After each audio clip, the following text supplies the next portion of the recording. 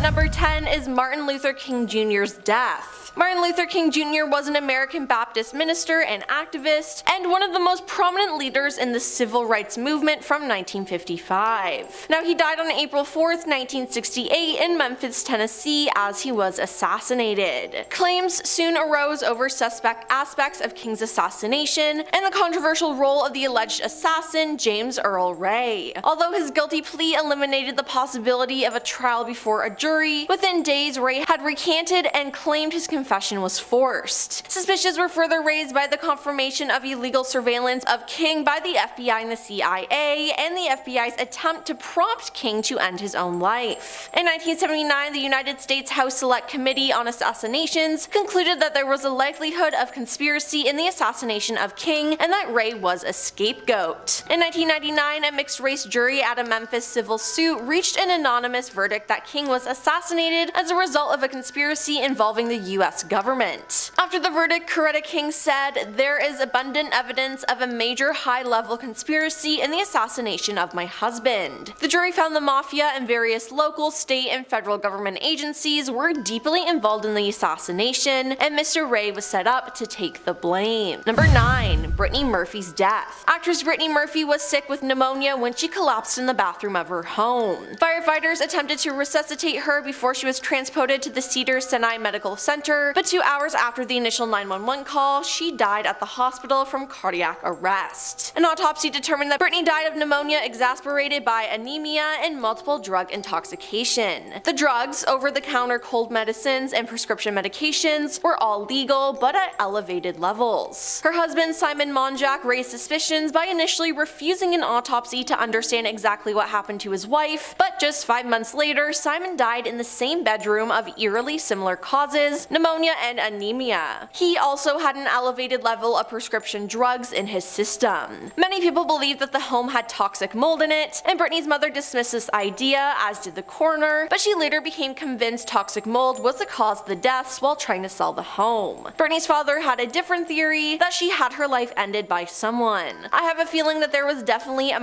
situation here. He told Good Morning America, "Yeah, it's poison, yes, I know that." The basis for this claim was the result of an independent toxicology report he had done on a sample of Britney's hair. The report detailed the presence of 10 heavy metals in her hair, which the report claimed suggested the possibility of foul play. Her father later filed a suit against the Los Angeles coroner's office and the Los Angeles Police Department, hoping in vain to have his daughter's body re-examined and the case reopened. Number 8. Natalie Wood's death. On November 29, 1981, the actress and movie star Natalie Wood drowned while on a boating trip with her husband, Robert Wagner. Robert had reported Natalie missing after a night of drinking, and her body was found several hours later, floating face down in the water, wearing a flannel nightgown, down jacket, and socks. Now, at first, her death was ruled accidental, but the bruises on her body led law enforcement to consider foul play, with Robert as the prime suspect. The couple had an argument on the yacht before she went missing, a fact Robert initially denied, but fully admitted to in his 2008 autobiography, further arousing suspicions in the fact that 4 hours had elapsed between the time Robert and Dennis Davrin, the captain, realized Natalie was missing and when they called the Coast Guard. Most concerning, though, were the statements that Lana Wood alleges the boat captain Dennis Davrin made to her on a drunken phone call. According to Lana, Dennis said that after the star couple quarreled, it appeared to him as though RJ, Robert Wagner, shoved her away and she went overboard. Dennis panicked and RJ said, "Leave her there, teach her a lesson." Lana added that Dennis didn't think Robert intended for her sister to drown, but he didn't run to her aid. Number 7. Joe Pitler Disappearance. In the late 90s and early 2000s, child and teen actor Joe Pitler appeared in a series of small and supporting roles in a number of movies and TV shows, most notably as Brennan Newton in the Beethoven family film franchise. According to the Charlie Project, Joe spoke with a friend at about 4 a.m. on January 5, 2006 in his northeastern Washington hometown of Bremerton. A few weeks before his 19th birthday, he left his apartment untouched, unlocked, and with the lights on, and apparently took only his wallet and car keys before he disappeared without telling anyone where he might be going, apart from some poems that spoke to his depressing mindset. 4 days later, Joe's Toyota Corolla was located in Bremerton, and authorities suspected that Joe may have jumped to his death off a bridge over Port Madison Narrows, but no evidence of that nor his remains were ever recovered. Number 6. Brian Jones's death. Brian Jones was a musician, songwriter, and record producer. Around midnight on July 2nd, 1969, his body was discovered at the bottom of the swimming pool at his estate. He was pulled from the pool and had CPR performed on him, but was pronounced dead upon arriving at the hospital. Now, Brian's death came just 6 weeks after Mick Jagger, Keith Richards, and Charlie Watts informed him he was out of the band. Accounts of the night Brian died say that prior to him going for a swim, he had been drinking brandy and taking sleeping pills, and as a result was unsteady on his feet and his speech was garbled. An autopsy declared his death was due to drowning, later clarified as death by misadventure. His daughter, though, Barbara Marion, contends that her father may have had his life ended by someone on purpose and believes that his death was never properly investigated by the authorities. Rumors have alleged for years that Frank Thorogood, a builder who was working on Brian's house who was the last person to see him alive, may have ended his life after a dispute over money. Number 5. Marilyn Monroe's death. The world was shaken on August 5th, 1962 when Marilyn Monroe was found dead at the age of 36 in her home in Los Angeles. The cause? A barbiturate overdose that was ruled as her most likely taking her own life. Now, this led many to doubt the star, rumored to have been involved in extramarital affairs with both John F. Kennedy and his brother Robert F. Kennedy, had taken her own life. Instead, conspiracy theories have long suspected that Marilyn had her life ended by being forced to take the drugs that resulted in her death to keep her from talking about the Kennedy brothers.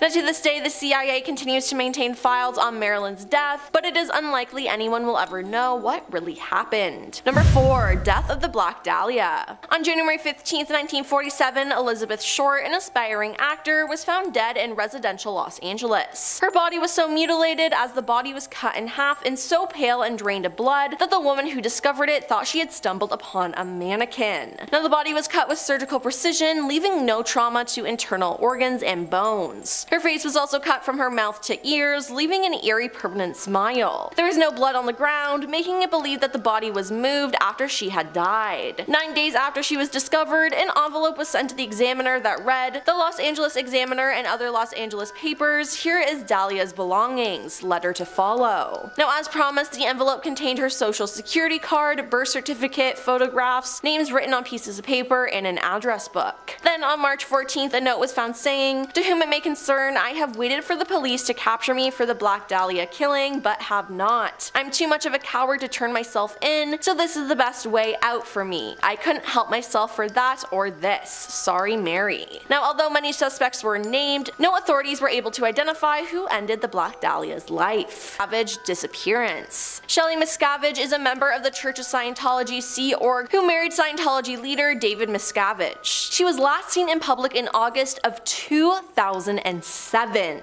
Since her disappearance, she has been the subject of speculation and inquiries regarding her whereabouts and well-being. In 2012, attorneys who said they represented her responded by saying that she was merely living a private life devoted to the Church of Scientology. Some former Sea Org members have said that they believe Shelley is being held against her will at the compound of the Scientologist Church of Spiritual Technology Corporation near the mountain town of Running Springs in San Bernardino County, California. In August 2013, actress Leah Remini, a former Scientologist and critic of the organization, filed a missing persons report regarding Shelley with the Los Angeles Police Department, which was closed within hours by the LAPD as unfounded. So where is Shelley? It seems like we might never know. And coming in at number 1 is Elliot Smith's death. Elliot Smith was a musician and singer-songwriter. There was lots of controversy surrounding his death as it was just strange. Elliot died on October 21st, 2003 from 2 stab wounds to the chest. He was at his apartment where he lived with his girlfriend, Jennifer Chiba. According to Jennifer, the two were arguing and she locked herself in the bathroom to take a shower. She heard him scream and upon opening the door saw Elliot standing with a knife in his chest. She pulled the knife out, after which he collapsed and she called 911. While his death was reported as him taking his own life, the official autopsy report released in December 2003 left open the question of homicide. The report said that he had been stabbed twice, both wounds had entered his chest cavity, and one had perforated his heart. That in itself is not suspicious. Gruesome as it sounds, people who choose to stab themselves to death frequently jab the weapon into their chest a number of times. Elliot, however, had no hesitation wounds, cuts made as the victim works up the nerve to force the weapon through, and he had stabbed himself through his clothing.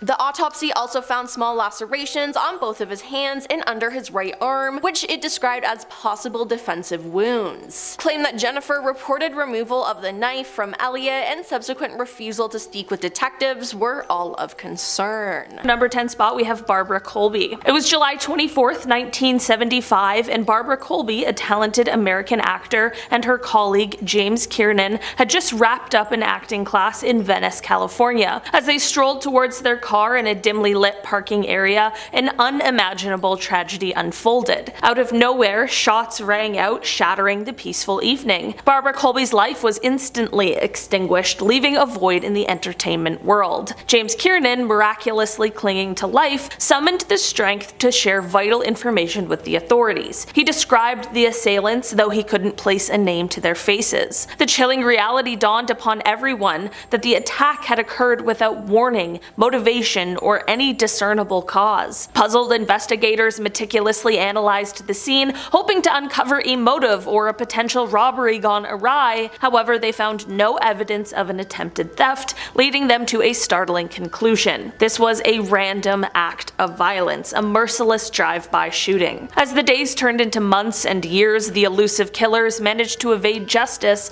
their identities shrouded in darkness. Decades have passed since that fateful night, yet the case remains hauntingly unsolved. The memory of Barbara Colby, as well as many unanswered questions, remain. In our number 8 spot today, we have Jill Dando. Jill was an English journalist and a television presenter until she was killed outside of her southwest London home in 1999. This created the biggest manhunt the country had seen since the Yorkshire Ripper in the 70s. A man named Barry George was originally convicted and sentenced to prison for this terrible crime, but he ended up actually being acquitted years later, which now leaves this case unsolved. Jill's next-door neighbor heard a surprised gasp from Jill, but he never heard a shot and said it sounded more like someone who was greeting an old friend. The same neighbor looked out of the window and actually saw whoever the killer is, but of course at the time didn't know who he was or what had just happened, and he didn't recognize the man, so he was unable to give an identification. There are tons of speculations and rumors about who took Jill's life,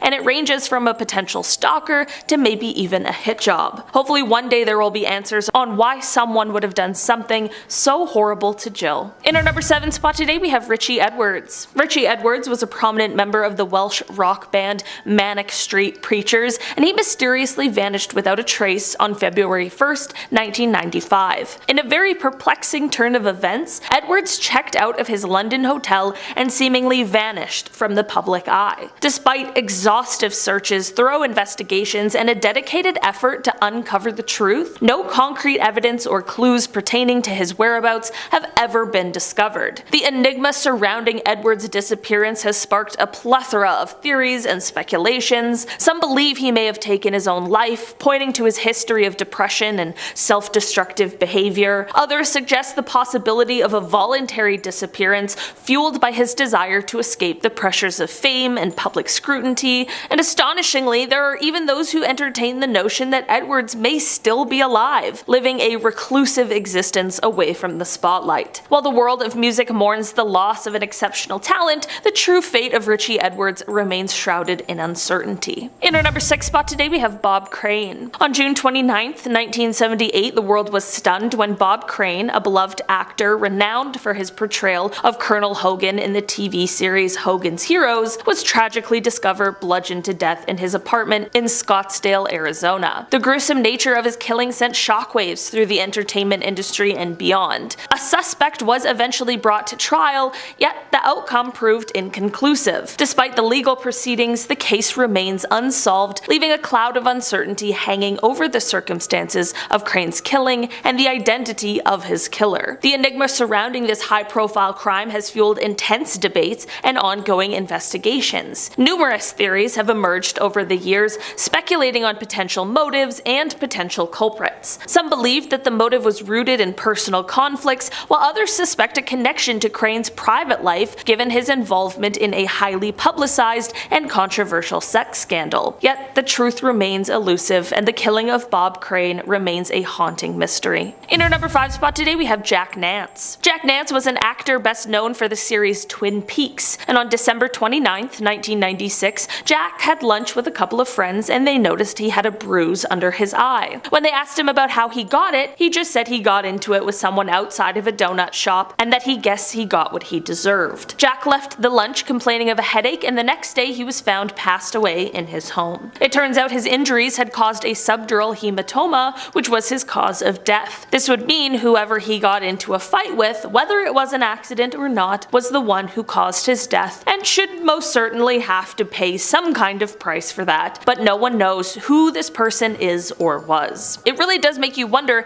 if this person knew who they had punched, and if they knew that they caused his death. You really hope that if they did, they would have come forward. In our number 4 spot today we have Thelma Todd. Thelma Todd was a wonderful comedic actor and well-respected woman, and on Monday, December 16, 1935, Thelma was unfortunately found after she had passed away in her car. The circumstances surrounding her death have always baffled people. It is said that after leaving a dinner with friends, Thelma returned to her home, but she had been locked out, so she headed toward the home of Jewel Cartman, who was the former wife of Thelma's lover, Ronald West. When Thelma arrived there, it is speculated that she went down to the garage and got in the car, presumably to warm up. The death was eventually ruled accidental, and the cause was carbon monoxide poisoning, but people just could not accept that answer. The night before Thelma was found, she was at a dinner party with friends, and the autopsy report showed the contents of her stomach were not things that they had been served at the dinner, which leaves the question, where did she go that night that has not been accounted for? Some people think she may have taken her own life, but people close to her say that they believe that it is highly unlikely. Some people accept that it may have been accidental, but some people believe some sort of foul play was involved. In our number 3 spot today we have Dorothy Arnold. On December 12, 1910, Dorothy vanished under perplexing circumstances that continue to baffle investigators to this day. The last known sighting of Dorothy Arnold occurred as she strolled along the bustling Fifth Avenue in New York City. Despite exhaustive searches, extensive media attention, and a relentless pursuit for answers, no trace of her has ever been uncovered. Her disappearance, full of mystery, has left behind a void of unanswered questions that echo through the decades. Numerous theories have emerged over time, ranging from theories of voluntary disappearance to more sinister possibilities. Was it an unfortunate accident? Did she choose to start a new life far from the spotlight of her affluent upbringing? Or did a darker fate befall her? At this point in time, what exactly happened is totally unclear, and the truth is, we might never know for sure. In our number 2 spot today we have Bruce Lee. The world was left in shock on July 20th, 1973, when Bruce Lee, the iconic martial artist and actor, passed away unexpectedly at the very young age of 32. The cause of his untimely demise, attributed to cerebral edema, sparked a flurry of speculation and enduring theories that continue to captivate enthusiasts and fans to this day. Numerous hypotheses have emerged, each offering a different perspective on the circumstances surrounding Lee's tragic death. Some proponents of foul play suggest hidden motives behind his demise, pointing to potential enemies or conspiracies within the entertainment industry. On the other hand, another school of thought suggests that Lee's demise was an unfortunate result of an adverse reaction to medication. Despite extensive investigations and medical examinations,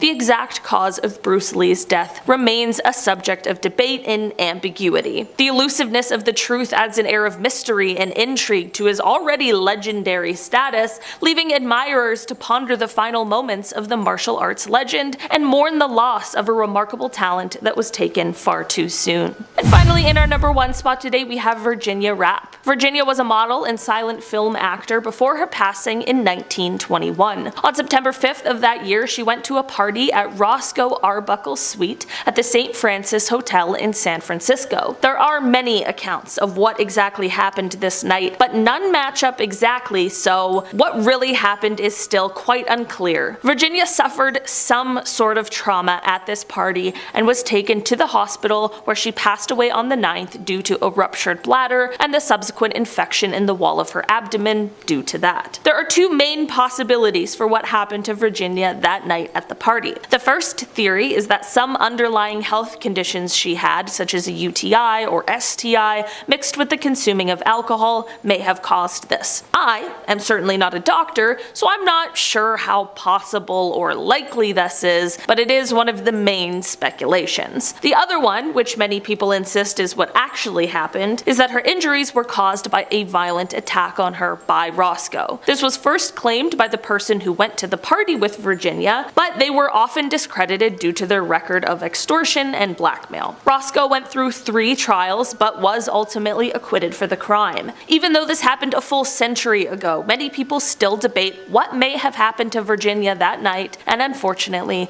we may never know. At number 10, we have Princess Diana. Her death has always been called an accident. Well, she was in a car accident, so it seems like that would be the only answer. But once you lift the lid on this one, the conspiracy theories flow out of it like a fart out of a dog who broke into the cheese cabinet. It seems that Princess Diana was under 24-hour surveillance by the NSA. If you want to find out why, you're going to have to read a document that is over 1,000 pages. She was also dating Dodi Fayed, who was Muslim, and the rumor on the street was that she wanted to convert to Islam so she could marry him, which there was no way the royal family would allow. All the black people in the world are lucky that we got Meghan Markle in there. Score one for us. Also, there's been recent leaks that Princess Diana knew that Prince Andrew was connected to Jeffrey Epstein and was going to leak information about him. All of this information stacked up makes her death seem very convenient. At number 9, we have Natalie Wood. Natalie Wood was one of the best in the biz. She was known for her incredible acting skills and was considered one of the greatest beauties of her age. Every dude was drooling over her, and every director wanted to put her in a movie. Before she was 25 years old, she was already nominated for an Oscar, and she appeared in some of the great classics of her era. Her and her on-again, off-again husband, Robert Wagner, who was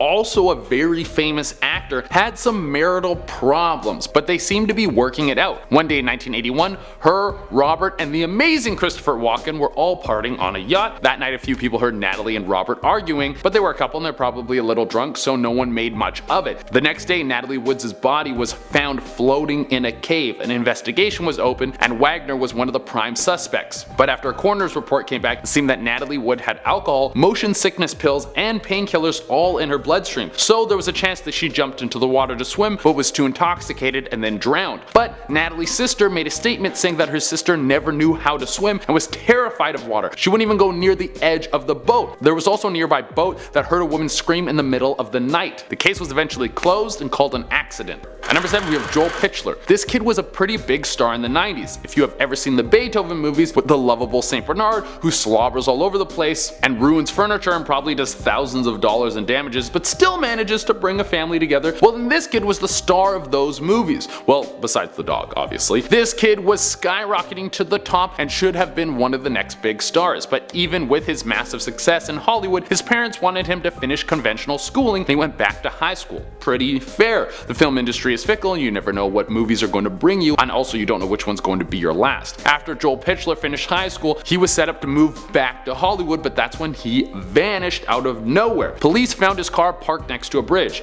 Everything was left in it except for his wallet and his keys, but the kid was nowhere to be found. An investigation was launched and no one could find him. There was no body, no sign of kidnapping, literally nothing left behind that could lead someone to this kid. The only clue was some poetry that seemed kind of depressing. At number 6, we have George Reeves. The man who is famous for playing Superman, the original Man of Steel, was ironically killed by a bullet. He was upstairs in his bedroom when he shot himself. Suicide isn't much of a mystery, but there was a lot of factors in this case that make it very suspicious. There was the fact that George Reeves had deep ties to the mafia and might have been in debt to some bad people who wanted him dead. There was also the chance that he knew too much about Hollywood secrets, so he needed to be silenced. But the biggest thread to this mystery is the fact that there were 4 other people in his house at the time of George Reeves' suicide, and none of them noticed that he was dead until hours later. How could someone fire a gun in a home and no one goes to investigate? It could have been the fact that his fiance and MGM producer Eddie Mannix were both in their home. The two of them had been having an affair behind George Reeves' back. Maybe he found out, things got ugly, someone pulled out a gun and George ended up dead. Or maybe they wanted him dead. They wanted to take him out so the two of them could run off and keep their murderous love affair a secret. At number 5, we have Johnny Stompanato. This man was found stabbed to death in his home in the Beverly Hills in 1958. There is so much speculation as to how this man died. It was his girlfriend's 14-year-old daughter who ended up going to prison for the murder, but it could have been the girlfriend who he was abusive to who actually killed him. Or it could have been that he had deep ties to the mob. There were so many people who wanted this guy dead that a 14-year-old girl doesn't seem like the likely answer. But this one is long gone and we will never know. At number 4, we have John Benet Ramsay. A wild mystery with twists and turns. A 6-year-old girl was missing and her parents called the police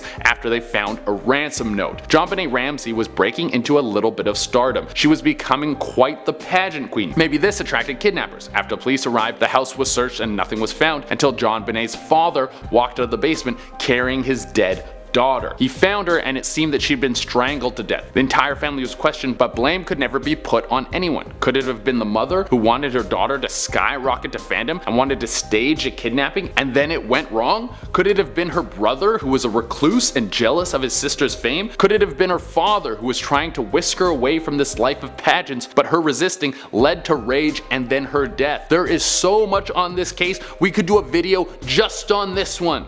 At number 2 we have Britney Murphy. This was a death that shocked the world. How did a woman who was only 32 years old die from pneumonia? And when she was extremely successful and could afford all sorts of medical treatments. Not only that, but how did her boyfriend die from the same causes just 5 weeks after she died? Was it some sort of sickness that they both caught? Or was it that Britney Murphy was a public supporter of Julia Davis, who was raided by the CIA for making claims about them secretly letting terrorists into the United States? Well, a mysterious toxicology report that her father had done privately would suggest that there was some foul play at hand. It came back to find a series of heavy metals that match the same kind of heavy metals that are used in rat poison. The Illuminati strikes again. Coming in at number 10 is Ambrose Bierce. A famous journalist and short story writer during the turn of the century, Ambrose was best known for his novel The Devil's Dictionary, after it was named one of the 100 greatest masterpieces of American literature. However, that would not be his only claim to fame. At the start of the American Civil War, Ambrose enlisted in the Union Army and fought in countless battles, once even garnering great respect in the local newspapers for his daring rescue under fire of a gravely wounded comrade at the Battle of Rich Mountain. By 1863, Ambrose was promoted to first lieutenant and went on to have a valiant military career. So when he disappeared from the public eye in 1913, everyone was completely in shock. Apparently in October he was on some kind of tour of his Civil War battlefields, then by December he crossed over into the Mexico border, met Pancho Villa, the leader of the Mexican Revolution, and asked to join his army as an observer. But after his crossover, he was barely heard from. His last known contact was a letter he sent to a close friend stating that the next day he was leaving for an unknown destination. And from there, he vanished without a trace. No body was ever recovered, and he became one of the most famous disappearances in American history. Coming in at number 8 is John Anglin. In 1958, John and his brother Clarence robbed the Columbia Savings Bank building, landing the pair with a 35-year sentence for the crime. At first, they hopped around a few different prisons, but after a series of attempted escapes, they were transferred to Alcatraz, John arriving in 1960 and his brother in 1961. Once they arrived, they were pleased to see an old friend, Frank Morris, and after Clarence's arrival in 1961, under the wing of Morris, 3 of them and another inmate began planning their great escape from the island prison. Over the next 6 months, they began secretly widening the ventilation ducts until they were large enough to pass through, constructing makeshift life preservers out of stolen raincoats, and a life raft that was stitched by hand and sealed using liquid plastic. On the night of the escape in 1962, leaving behind look-alike papier-mâché masks in their beds to keep guards off of their scent, 3 of the 4 men climbed through the vents to their freedom. But by the time prison officials realized they were not in their cells, the men were long gone. For many years, it was kind of assumed they had drowned, as they were not incredibly well equipped for the rough waters. That was until 2013, when new evidence pointed towards their survival. Apparently, the San Francisco police had been sent a letter claiming to be from one of the escapees, John Anglin, saying that they had all escaped that night in 1962, and that he was now an 83-year-old man suffering cancer. The purpose of the letter, as was detailed, was in hope to negotiate his surrender in exchange for medical treatment, but no one was ever able to track him down after that. Coming in at number 7 is Natalie Holloway. While Natalie Holloway may not have been a famous actor or singer prior to her disappearance, her case sparked international headlines, turning her into a tragic overnight celebrity. On May 30th, 2005, after a trip to Aruba with her graduating class, pass, Natalie was meant to fly back home to the United States, but Natalie never even arrived for her flight. The last time she was seen was the night prior outside a restaurant with 3 local men who all claimed that they dropped her off at the hotel and had no clue what had happened to her. And when authorities went to go check the room, they found her packed luggage and a passport inside, but no sight of the missing girl. Things took a turn when one of the young men who was last seen with her attempted to extort her family out of $250,000 in 2010. His name was Joran Andreas van der Sloot, and he claimed to have killed the young woman and hidden her body, but would only reveal the location after he was paid. The FBI was notified of the bribe and went along with it, sending over the wire transfer, but as it turns out, his claim was entirely false and was merely a ruse to get some money. Sadly, in the 17 years since she disappeared, Natalie has never been seen, nor have any remains been found. Coming in at number 6 is Frederick Valentine. On the evening of Saturday, October 21st, 1978, Australian pilot Frederick Valentine informed the Melbourne Air Traffic Control that he was being accompanied by an aircraft about 1,000 feet above him. So imagine Frederick's shock when the air traffic control replied to him saying that there was no known traffic at that level. Now, a little backstory. Frederick was a fairly new pilot who had twice applied to be in the Royal Australian Air Force, but was rejected on the basis of inadequate qualifications. However, this story doesn't end with a mysterious crash that one could assume resulted in a death. It's much more mysterious than that. After learning that there was not supposed to be anything above him, Frederick went on to describe what he was seeing, saying that it was a large, unknown aircraft that appeared to be illuminated by 4 bright landing lights. Starting to sound suspicious? Then he reported that the aircraft was approaching him from the east and orbiting above him. When asked to identify the aircraft, Frederick was not able to, only further describing its looks, this time mentioning it had a shiny metal surface and a green light on it. For the last time, the air traffic control radioed over asking to please identify the aircraft, to which he famously replied, "It's not an aircraft." His transmission was then interrupted by an unidentified noise described as metallic scraping sounds before all was lost. To this day, neither Frederick or his aircraft have been found, and many conspiracy theories believe that he was abducted by aliens. Coming in at number 5 is Virginia Dare and the Roanoke Colony. One of the most famous disappearances of all time wasn't just one person, but in fact an entire colony of people. Back in 1587, during the time that Europeans were heading to the New World to start a new life, a group of 100 settlers found the small island of Roanoke, now modern-day Dare County in North Carolina, and decided to make it their new home. Shortly after the group settled, it was determined that the man John White would be the leader of the group, likely due to the fact that his wife had just given birth to their daughter, Virginia Dare, making her the first ever English-born child in the New World. However, after some time in the colony, John headed back to England in search of more supplies for his town. What was meant to be a short visit accidentally turned into a 3-year stay due to the Anglo-Spanish War. However, once he was permitted to return, he made his way back to America only to find that his entire colony had vanished out of thin air. He looked around for clues for where they could have gone, but there was no sign of battle and no graves reported in the area, seemingly pointing towards the idea that they had moved to a new location. All John found was the word Croatoan carved into a single wooden post, and to this day the disappearance of the Roanoke colony remains a giant mystery. Coming in at number 4, Louis Le Prince. French inventor and the famed pioneer of the motion picture camera, Louis Le Prince is widely credited as being the father of cinematography. In September of 1890, on the cusp of international fame, Le Prince was looking forward to a planned tour to showcase his new invention across the United States. However, prior to his journey across the pond, Le Prince organized to visit his brother in Dijon. Then on September 16th, he was supposed to take a train to Paris with some friends, but got caught up, missed his friends, and ended up taking a later train. But strangely, he was never seen again. Of course, when the inventor didn't show up for his showcase, an investigation ensued, but despite exhaustive searches from French police and the Scotland Yard, neither him nor his body was ever found. There are quite a few conspiracy theories surrounding his mysterious disappearance, one being that he was assassinated due to his competing patent with Edison, while others think he could have taken his own life or been trying to escape financial problems. However, as he's never been found, we will never truly know what happened to him on the train that fateful day. Coming in at number 3, Roald Amundsen. The year was 1928 when celebrity explorer Roald Amundsen vanished into thin air and was never to be seen again. Roald had become a world-famous face after his 1911 expedition where he successfully reached the South Pole, and from that point forward he was considered one of the greatest explorers to have ever lived. So imagine everyone's surprise when he went missing on a trip far less dangerous than any of his previous missions. The day was June 18th, 1928,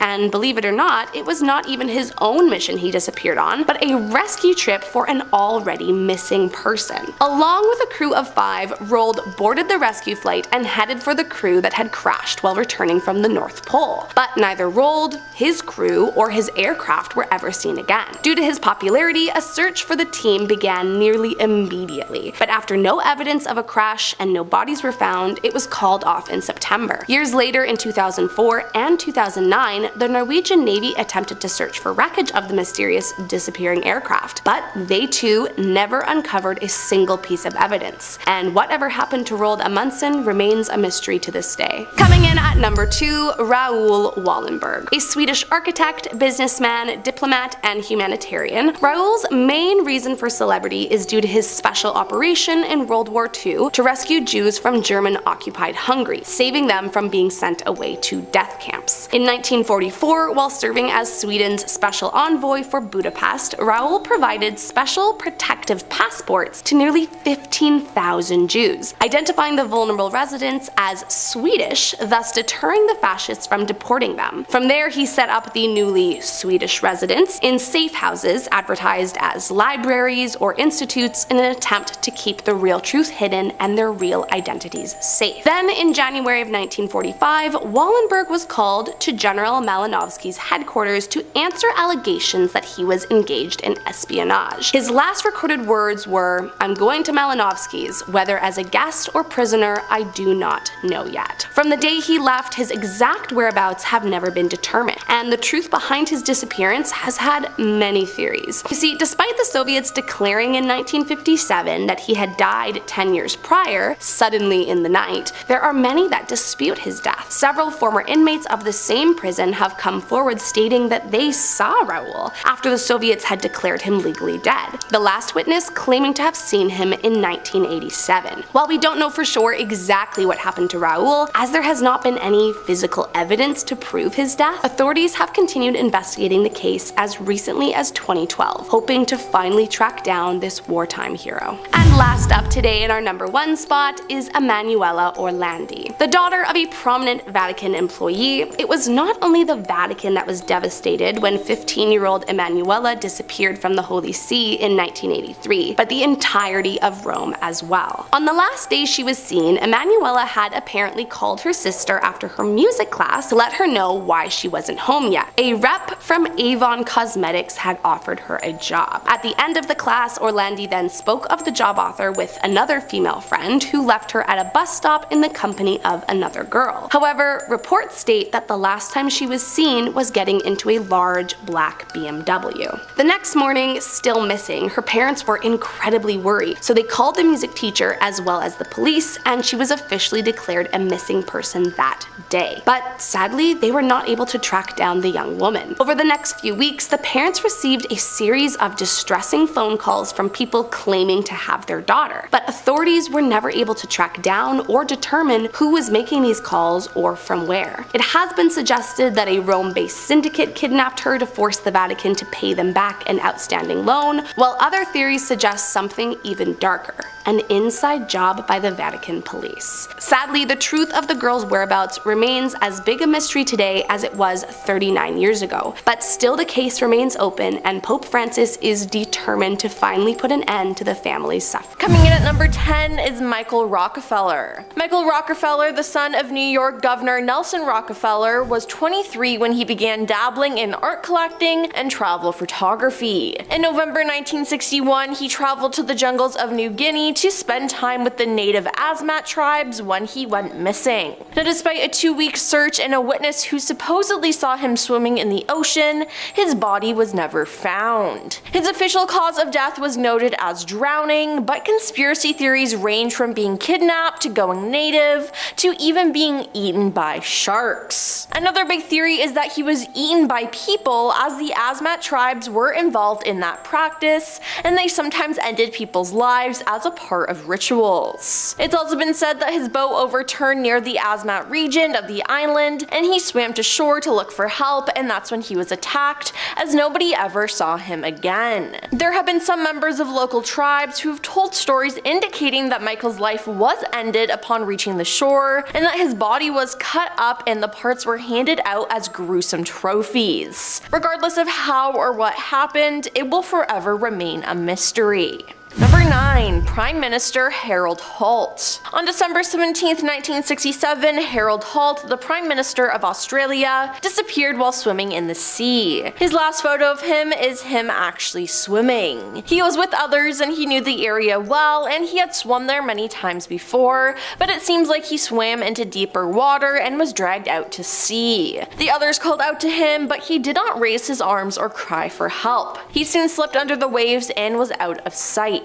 The Victoria Police were contacted and initiated what became one of the largest search operations in Australian history. The entire Australian Defence Force was put on high alert, and an enormous search operation was mounted in and around the beach with helicopters, watercrafts, police divers, and 2 naval diving teams, and more than 340 people were involved in the search. Strangely, his body was never recovered, and it is generally agreed that his disappearance was a simple case of accidental drowning, but a number of conspiracy theories surfaced since. A 1968 story in the Sunday Observer claimed that Harold had been assassinated by the US Central Intelligence Agency, supposedly because he intended to pull Australia out of Vietnam. Also, suggestions were made that Harold had his life ended by the North Vietnamese after being incapacitated by a nerve agent, or that he had faked his own life to be with a lover. In 1983, British journalist Anthony Gray claimed that Harold was a lifelong spy for the People's Republic of China. According to Anthony, Harold faked his own death to defect to China and was collected by frogmen who dragged him into a waiting submarine. Yeah. Now, regardless of what actually happened to him, this disappearance was extremely strange, and it seems like we'll never get answers. Number 8. Bison Dele. Before he changed his name, Bison Dele was basketball player Brian Williams, a 6'11" mountain of a man who was an amazing player in the NBA. He then quit sports and soon left the States at age 30. He stayed away from the US for years, raising hell in Australia, where he learned to sail and bought himself a boat named the Hakuna Matata. He decided he was going to sail it clear from Tahiti to Hawaii. On July 7, 2002, Bison set sail with his girlfriend Serena Carlin, the ship's captain Bertrand Saldo, and his older brother Miles DeBoard. The last known photo is of him and Serena on Bora Bora Beach. Now, unfortunately, the group never made it to Hawaii, as Bison, his girlfriend, and the captain vanished at sea. 2 months later, though, his brother Miles was arrested in Phoenix trying to buy gold with one of his brother's checks. Released on bail, he ended his own life, and it was suspected that he ended the lives of all 3 on board the ship, as he was allegedly a bitter guy who was prone to violence and envied his brother's success. It's said he most likely ended their lives and dumped their bodies in the Pacific.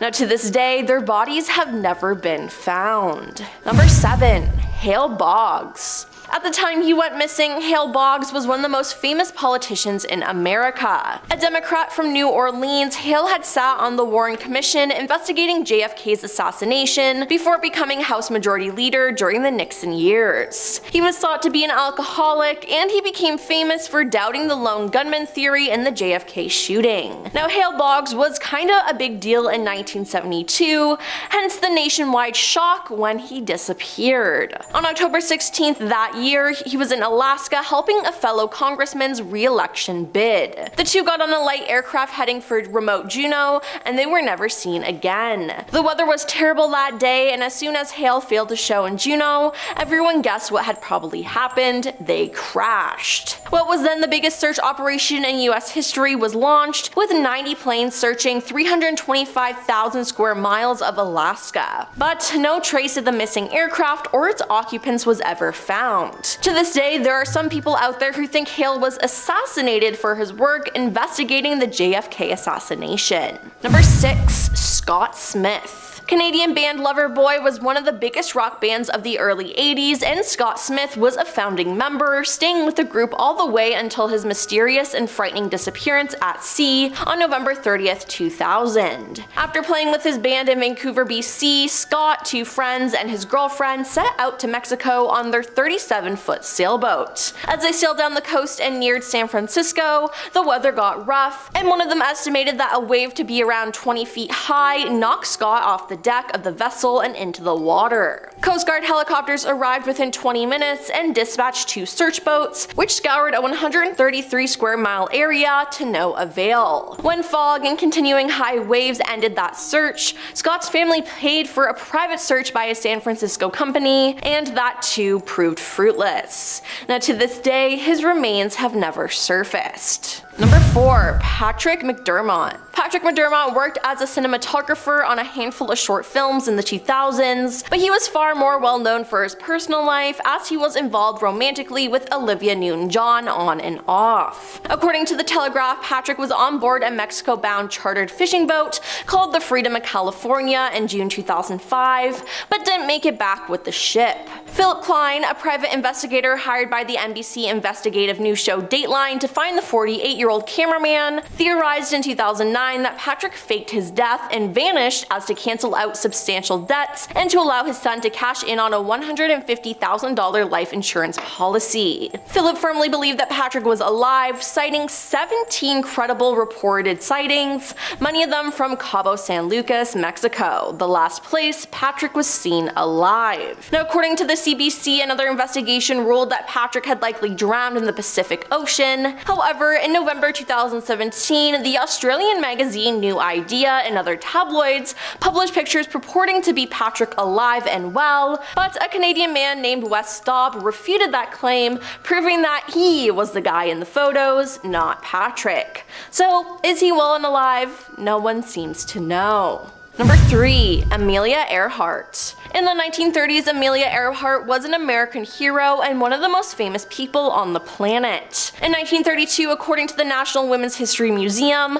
Amelia became the first woman to fly across the Atlantic Ocean unaccompanied, and she was awarded the Cross of the French Legion of Honor and the American Distinguished Flying Cross, among other achievements. In 1937, she set out on a journey that would prove ambitious and mysterious. She aimed to be the first woman to fly all the way around the globe. Alongside her navigator Fred Noonan, she departed Miami on June 1st, and by July 2nd they made it to New Guinea with plans to hit Howland Island, a small uninhabited landmass between Hawaii and Australia. Now, sometime en route, Amelia, dealing with poor weather and low fuel, lost contact with a Coast Guard liaison. Her plane never landed and it was never discovered, nor were Amelia or Fred, despite a giant Coast Guard and Navy search effort that encompassed 250,000 square miles. Now, her last photo was done by a photo shoot she did days before she disappeared. And coming in at number 1 is Sean Flynn. Photojournalist Sean Flynn went missing while abroad in the 70s. Sean, who was 28 at the time, and a group of journalists were in Ho Chi Minh City,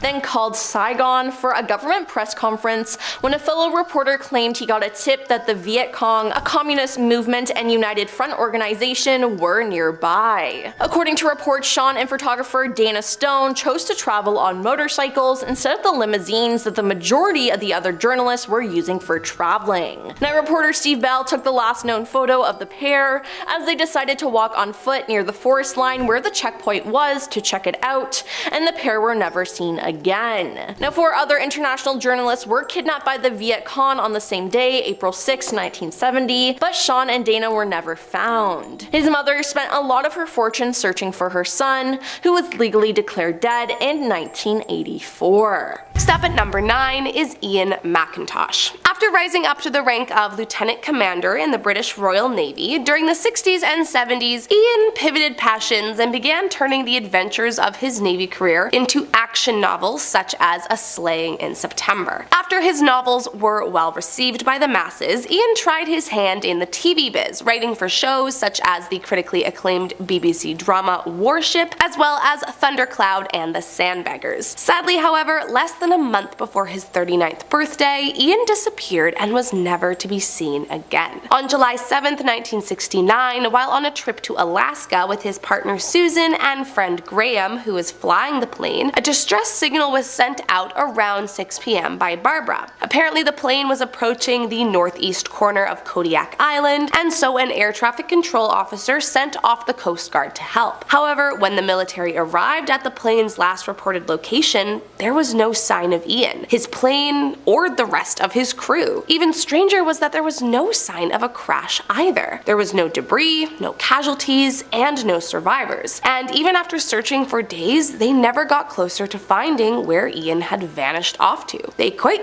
simply disappeared, and they, along with their plane, were never seen again. Next up at number 8 is Pierre Bianchine. Throughout the 80s and 90s, Pierre Bianchine was one of the biggest high-level pro soccer players in France. But what made him so famous wasn't a huge amount of goals or a charming personality that people fell in love with. In fact, you could say he was more notorious than famous. Due to his routinely aggressive and unruly behavior, Pierre racked up countless yellow and red penalty cards over the years, and it seemed that he remained unfazed by the increasingly bad facade he was creating for himself. One incident in particular in 1985 earned him great notoriety after he slapped an opposing player and took the red card that was held up to him by the official, ripped it up, and then proceeded to headbutt the referee. Thankfully, the ref only suffered a bloody nose, but Pierre's penalty was a 6-month ban from competitive soccer. But of course, what really made Pierre the most famous of all was when he vanished without a trace in 1993. Very little is known about the events surrounding his disappearance, only that Pierre was last spotted in the port city of Bastia in December of '93, where his car was later found without any trace of its owner. Coming in at number 7 is Jimmy Hoffa. From a very young age, Jimmy was a passionate union activist for America's largest union, the International Brotherhood of Teamsters, or IBT. In fact, by his mid-20s, he began being recognized as a fairly important regional figure, and by 52, he was even elected as the vice president. Fast forward a few years to 1957, and Jimmy had worked his way up to be president of the union, a position he held for 14 years. But the thing about Jimmy was that he was not a straight and narrow kind of man. In fact, he was the exact opposite. Despite being a popular figure, it was well known that Jimmy had his hand in some dangerous pies, and was wrapped up in quite a few illegal activities with the mafia. Eventually, these crimes caught up to him, and in '64, Jimmy was convicted for jury tampering and bribery of a grand juror. But it only got worse from there. While on bail during his appeal, Jimmy was convicted in a second trial, this time for conspiracy and mail-in wire fraud. He tried for 4 years to appeal, but when all was said and done, Jimmy was facing a whopping 13 years in prison and a $10,000 fine. In 1967, he went to jail, still working as the president of the union from the inside, but a mere 4 years into his sentence, President Nixon pardoned him and allowed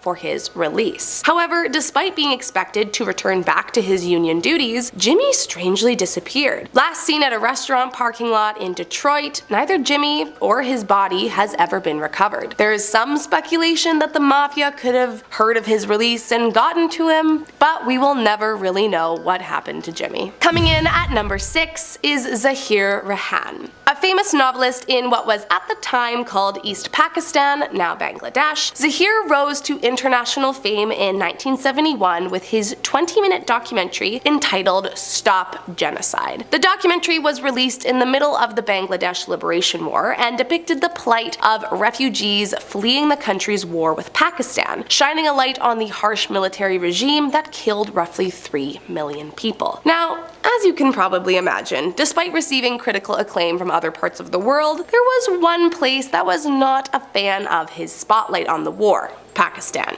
And unwittingly, Zahir had put himself in the spotlight of some very powerful people. Then in January of 1972, barely a month after the war had ended and Bangladesh was declared independent, Rahman went missing. The most tragic part of it all is that apparently Rahman was actually out looking for his brother, who he believed was abducted by the Pakistani military 2 days prior, only to vanish himself. Many believe that he was kidnapped along with his brother for supporting Bangladeshi independence, fingerprints, but as there's no evidence, witnesses, or body to be found, no one actually knows what happened to the poor man. Coming in at number 5 is John Brisker. In the early 1970s, John was an all-star player in the ABA and worked his way up the ladder until he found himself in the NBA. By 1972, John was playing for the Seattle Supersonics, but soon his stats began to drop below the usual standard. It seems this downhill trajectory developed into a rather aggressive personality, and John quickly became known as the man you did not want to be on the wrong side of. In fact, during his professional career, he became notorious for needing to be removed from the court. Over the next 2 years, his playtime was limited until sadly he was cut from the team in 1975, and little else is known about what happened after he was cut, except that he and his girlfriend had a daughter in 78. Then, later that year, John decided to switch up his career. After a few failed business ideas, John decided he was going to head over to Africa to start an import-export venture, and so he did. Then on April 11th, 1978, John called his girlfriend from Uganda, but that was the last time he was ever heard from. What happened to John remains a mystery to this day. His remains have never been found, and no one has seen him since he left for Uganda. But the strangest part of it all is that the US State Department could not actually confirm if Brisker had even traveled to Africa in the first place, and have gone on record stating that they believe he is still out there somewhere. Coming in at number 4 is Welden Keys. Throughout his time in the hot seat, it seemed like Welden was always on the verge of making it big. He knew all the right people, went to all the right parties, and he worked very consistently as a poet, painter, playwright, pianist, and filmmaker. But for whatever reason, he never seemed to really get his name in lights. His greatest success was The Poet Follies, a musical revue meets burlesque show that premiered in January of 1955, and although Poet Follies earned him great notoriety,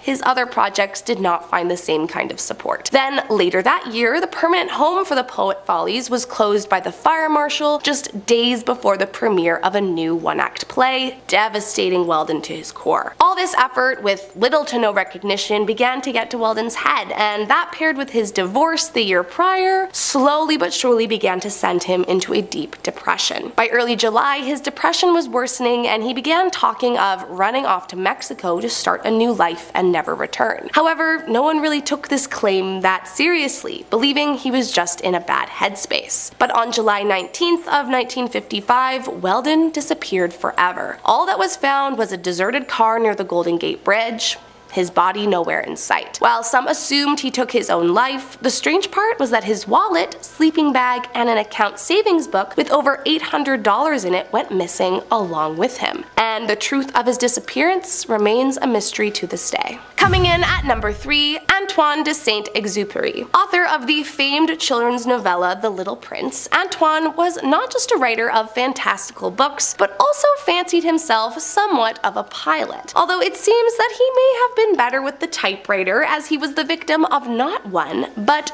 2 disappearances while flying an aircraft. The first time it happened was in 1935, and Antoine, along with his mechanical engineer on board, crash-landed into the Libyan desert. Despite surviving the crash, the pair had only about 1 day's worth of fluids and very limited food. And by the second day, they both began to experience vivid hallucinations from dehydration. However, after 4 days and on the brink of death, the pair were found by a Bedouin and returned back to safety. Believe it or not, this did not seem to deter Antoine from flying, and in World War II, desperate to do his part for his country, he volunteered his skills as a pilot for the Allies. However, it was quickly discovered he was not quite up to par with the other pilots, often crashing into trees or winding up in the wrong coordinates. Eventually, he became a pretty big liability to the Allies, but still he insisted on doing his part for the greater good. But on his 10th mission in July of 1944, Antoine took off over the Mediterranean and was never seen again. It is debated that his flight may have crashed, but neither him or his body has ever been found, so no one truly knows what happened to him that fateful day. Coming in at number 2 is Barbara Follett. Barbara Barbara became a household name when in 1927, at just 12 years old, she published her first novel, The House Without Windows. Lucky for her, her father was the editor of a publishing company, and so with his help, her novel was sent out into the world. Incredibly, the young writer received critically acclaimed reviews from the New York Times, among other companies, and everyone that read her novel agreed that young Barbara was going to be the next great American novelist. And to her credit, she kind of was. 2 years later, she published another novel entitled The Voyage of the Normandy, once again with rave reviews across the board. However, sadly, after the second novel's release, her father abandoned both her and her mother for another woman, leaving them virtually penniless in the midst of the Great Depression. By age 16, she worked as a typist, trying to scrape by like everyone else, until 1931, when she met her soon-to-be husband, Nick Rogers. After a few years of travel, the pair settled down and married in 1934, and although initially happy, by 1937 she was beginning to express her dissatisfaction to close friends, believing that her beloved was being unfaithful. Then on December 9th, 1939, after an argument with her husband, Barbara left the house with $30 to her name, an equivalent of like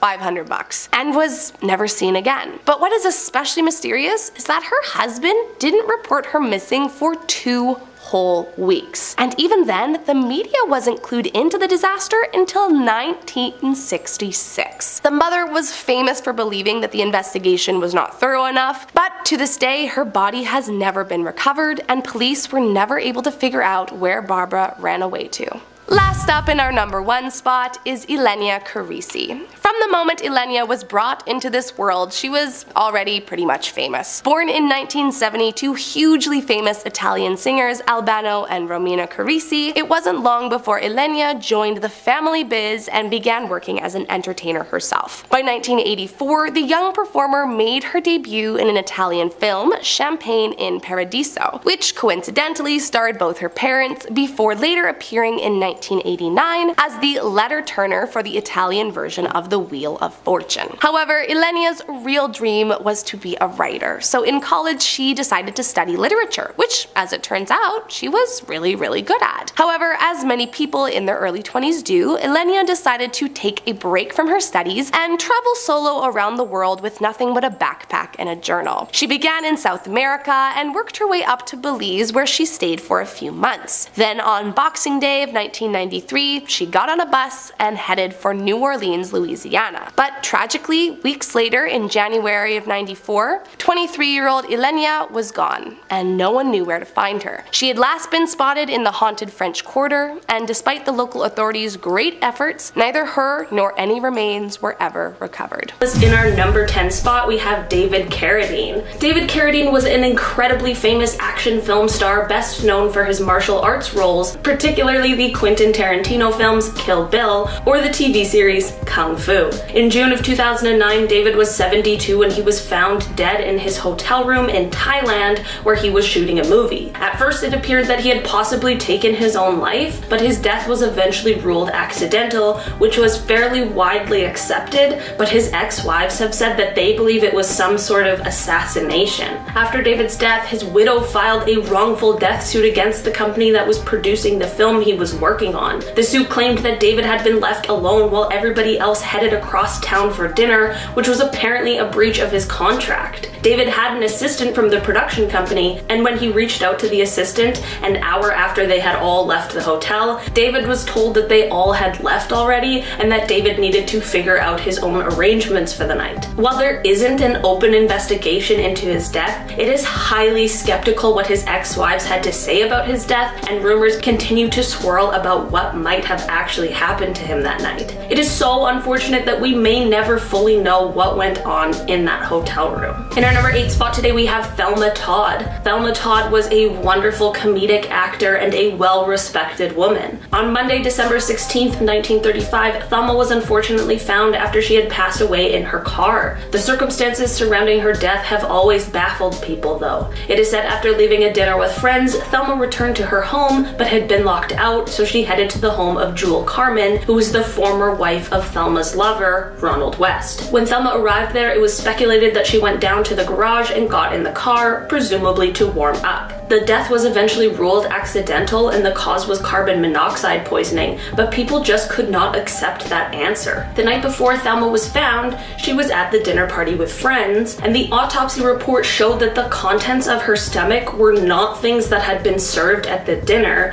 which leaves the question, where did she go that night that has not been accounted for? Some people think that she may have taken her own life, but people close to her say they believe that that is highly unlikely. Some people accept that it may have been accidental, but some people believe that some sort of foul play was involved. In our number 7 spot today, we have Jack Nance. Jack Nance was an actor best known for the series Twin Peaks. On December 29th, 1996, Jack had lunch with a couple of friends and they noticed he had a bruise under his eye. When they asked him about it, he just said he got into it with someone outside of a donut shop and that he guessed he got what he deserved. Jack left the lunch complaining of a headache, and the next day he was found passed away in his home. It turns out his injuries had caused a subdural hematoma, which was his cause of death. This would mean whoever he got into the fight with, whether it was an accident or not, was the one who caused his death and should most certainly have to pay some kind of price for that, but no one knows who this person is or was. It really does make you wonder if this person knew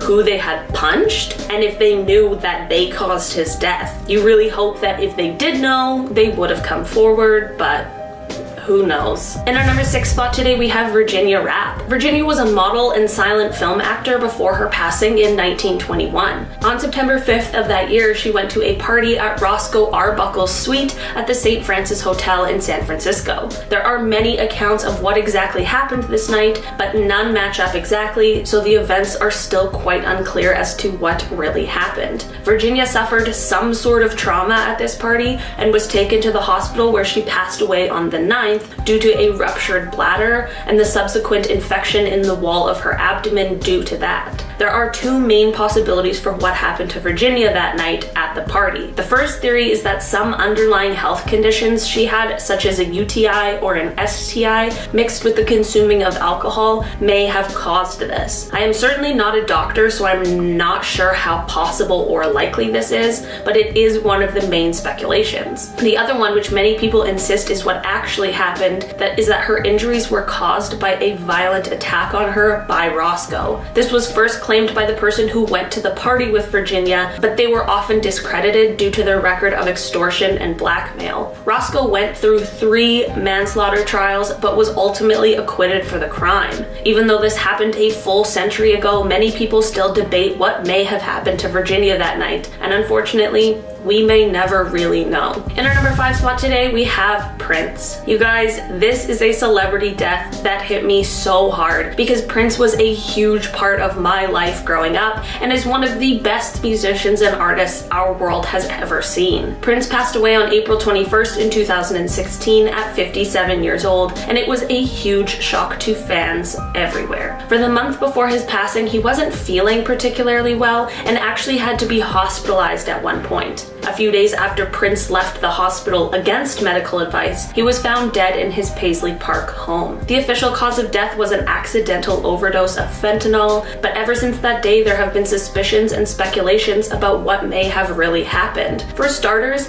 it is unlikely that Prince knew the pills he was taking were actually counterfeit and laced with fentanyl, and no one knows who supplied the pills to him in the first place. Certainly supplying somebody with a lethal amount of a drug unknowingly to them would be considered some kind of a crime. Prince had previously spoken about chemtrails, and people suspected that his death may have had something to do with that, but that has never been proven. I hope one day we get concrete answers on what happened to Prince, but I am so grateful for the music and the memories that he left us all with. In our number 4 spot today, we have Amelia Earhart. Amelia Earhart was an author and pilot in the 1920s and 30s. She broke records by being the first female aviator to fly solo across the Atlantic Ocean, but she also played a huge role in the formation of the 99s, which is an organization for female pilots. In 1936, Amelia started planning her around-the-world flight, and she even had an entire plane built with her specific modifications, such as additional fuel tanks. There were 2 attempts at the world flight, the first one obviously being unsuccessful, but the second was catastrophic. Amelia was flying with navigator Fred Noonan when they lost contact with anyone on the ground. What's crazy about this is that they know virtually everything that happened on that flight until those final moments when everything became a mystery. They have never been able to find the plane, or Amelia, or Fred. Some theories as to what happened are that the plane ran out of fuel and crashed into the ocean and sank, or some suggested that they may have made it to a nearby island but were found and killed for some reason. This one is a huge mystery that's been plaguing people for years. I wonder if one day we'll find out exactly what happened. In our number 3 spot today, we have Christopher Wallace, who is much better known as the Notorious B.I.G. Christopher Wallace was one of the most famous rappers of the 1990s, and even though he was just getting his start, is considered one of the best rappers of all time. Biggie was a New York rapper, but he was unfortunately killed in March of 1997 after a drive-by shooting while he was in Los Angeles. In 1996, the tensions between the East and West Coast hip-hop and rap scenes were rising, and after the death of Tupac in Las Vegas, rumors began to swirl about Big and his possible involvement in that killing. Unfortunately, the people who killed Biggie have never been found, and that is where the mystery comes in. There are a lot of similarities between the killings of Big and Tupac, and since neither of them are solved, there are so many rumors about what exactly happened. Some theories span from a gang member with financial motives to a planned hit by a record company in order to boost sales. There is so much speculation around this, and I really hope that one day we find out who committed this unbelievable crime. Notorious B.I.G. was only able to release 1 album before his death, but had 3 albums released posthumously, with the first one achieving a diamond certification in the US. In our number 1 spot today, we have Elizabeth Short, or the Black Dahlia. Elizabeth Short was an aspiring actor, but her life was cut tragically short by an incredibly inhumane act. Elizabeth's body was found when she was only 22 years old in a vacant lot near a park in Los Angeles in January of 1947. The crime was highly publicized because of how graphic it was, but whoever did this was sure to leave little to no evidence behind. A few days after the crime, someone claiming to be the person who committed this crime called to say that he would eventually turn himself in, but wanted police to search for a while. But he also said that he would send in some of Beth Short's belongings. He did follow through on this and did send in things such as her birth certificate, but this didn't end up giving investigators any leads. During the initial investigation, 60 different men confessed to this crime, and since then there have now been over 500 confessions, which is insane. There are honestly too many theories on this one to even get into right now, and it is quite possible that we may never know exactly what happened to Elizabeth. Alright, starting off this list with Natalie Wood. Natalie Wood was an actress who started out her career as a child, acting in her first film in 1943, but she would continue filming movies into her early 40s, acting in sometimes as much as 3 movies a year. She's probably most famous for playing Maria in West Side Story. The last movie she starred in, along with Christopher Walken,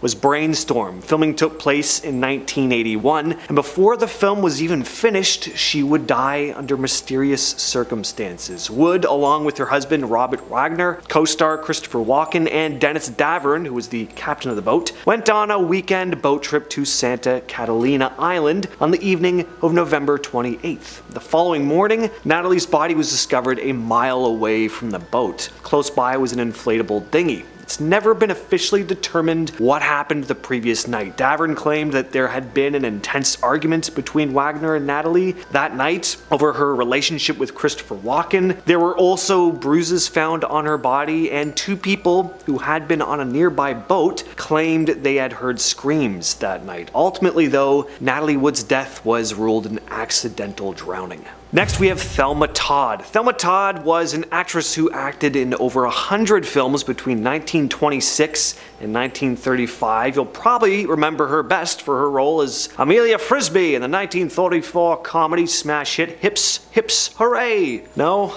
Alright, well, you gotta get up to speed on your film knowledge, I guess. In 1935, Todd was found slumped over the wheel of her car, which was parked in her friend's garage. Jewel Carmen, who was a former wife of Thelma's partner at the time, Roland West. Her death was determined to have been caused by carbon monoxide poisoning. The engine wasn't running though, and there looked to be signs of trauma to her neck, like someone had shoved a hose into it or something. To this day, it's never been determined what exactly happened. Roland West was was a suspect for a while, along with Thelma's former husband and a gangster named Lucky Luciano, but there was not enough evidence to ever convict anyone, so in the end, this was determined to be simply an accident. Number 3, Kurt Cobain. Yeah, these next 3 have been speculated on extensively. Kurt Cobain really needs no introduction, and if he does, then you're too young to be watching this video. Go listen to some Nirvana. On April 8th, 1994, Cobain's body was discovered with a supposed self-inflicted gunshot wound. Authorities believed he had been deceased for about 3 days when he was found. Cobain had also left a note saying he was no longer interested in writing or creating music. Now, there were signs that Cobain was struggling with being in the spotlight. He was known to have issues with his mental health, and it was determined that he had likely taken his own life. But there have always been conspiracy theories and suspicions surrounding Cobain's wife, Courtney Love, that she could have been responsible for his death. Now, I mean, you can watch tons of videos of people going through these kinds of theories. I think it's just hard for people to accept sometimes that artists whose work they've fallen in love with and meant so much to them may not have had as much genuine happiness in their lives as you'd hope. Sometimes I think it's just easier to wrap your head around foul play. It just gives you someone to blame. Tupac Shakur. Once again, I don't think you really need me to tell you who Tupac is. This was another very big and well-known case that is still hotly discussed to this very day. On September 7th, 1996 in Las Vegas, after attending a Mike Tyson match, Tupac was on his way to Suge Knight's Club 662. While sitting at a stoplight, a white Cadillac sedan pulled up beside him and fired into the car. Shakur suffered multiple gunshot wounds, with 2 striking him in the chest. He was rushed to the hospital, fought for his life for about 6 days, but he succumbed to his wounds on September 13th. And ever since that night, the question of who fired has been on everyone's mind. Was it a gang member? Was it a rival rapper? Tupac had survived the shooting 2 years earlier that he believed Biggie and Puff Daddy could have set up somehow, and just 6 months later, Notorious B.I.G. also died in a drive-by. Whoever these shooters were, they have never been found.